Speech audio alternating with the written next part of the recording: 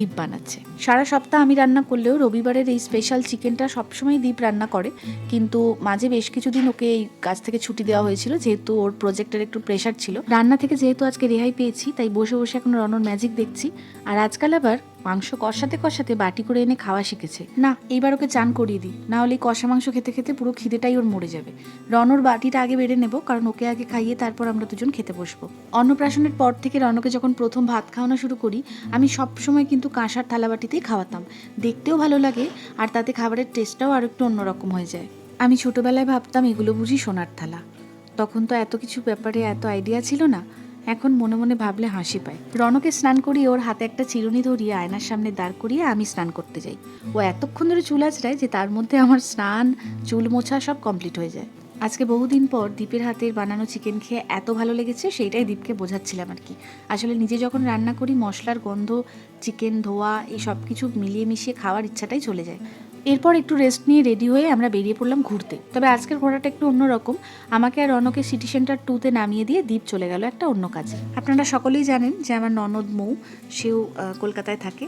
তো আজকে ভাই বোনে যাবে একটা স্ট্যান্ড আপ কমেডি শো দেখতে। সেখানে তো বাচ্চা অ্যালাউ নেই, বা বাচ্চা নিয়ে গেলে একটু অসুবিধাই হবে, ও এনজয় করতে পারবে না। তো সেই কারণে বেসিক্যালি আমি আজকে এসেছি ছাগল চড়াতে। এখন দীপ মৌকে পিক আপ করে চলে যাবে সেই শোতে, এবং শো শেষ হলে ফেরার পথে আমাদেরকে নিয়ে ফিরবে।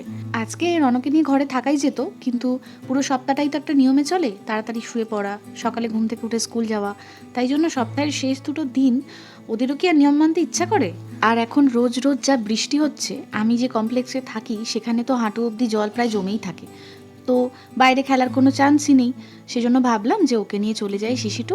ওখানেই ও কিছুক্ষণ খেলবে, আনন্দ করবে, তারপরে ফেরার সময় একসাথে ফিরে যাব। রনর আগের জলের বোতলটা থেকে এত জল লিক করছিল, তারপরে আমি এই বোতলটা অর্ডার করি। এবং এটা ওর এখন এত প্রিয় বোতল, যেহেতু ওর নাম লেখা আছে। যদিও পড়তে পারে না, কিন্তু ও বুঝতে পারে যে এটা ওর নাম। এই ইনডোর প্লে জোনটা এত সুন্দর, শুধু বাচ্চাদের কেন, আমার নিজেরই কত ভালো লাগে। এই রান্নাঘরটা দেখে মনে হয়, ইস, এমন যদি আমার রান্নাঘরটা হতো। আর সেখানে আবার দেখো রন এখনই দাঁড়িয়ে দাঁড়িয়ে রান্না করবে। এইবার একটা একটা করে রান্না করবে, আর থালায় বাটিতে করে এসে আমাকে দিয়ে যাবে। এখানে আসলে এত ভ্যারাইটি রকমের খেলনার জিনিসপত্র আছে যে বাচ্চারা কখনো বোর হয় না। যতবারই এখানে এসেছে বেরিয়ে খাবারের জন্য হাহাকার করে। অন্যবার তো আমি টিফিন নিয়ে আসি, সঙ্গে করে বা আনার চেষ্টা করি, এবারে তো কিছুই আনিনি। তাই বেরিয়ে ওকে জিজ্ঞেস করলাম যে, প্রভু আপনি কি খাবেন? তখনই উত্তর এলো বার্গার। তো নিয়ে চলে গেলাম ম্যাকডোনাল্ডসে, ওখানে বার্গার আর চকলেট শেক খেয়ে বেরিয়ে তখনও দেখি হাতে এখনো আধ ঘন্টার সময়। কি করব এদিক ওদিক ঘুরলাম। একটা কোম্পানি থেকে বাচ্চাদের খেলার একটা কম্পিটিশন চলছিল, সেখানে রন অংশ নিল।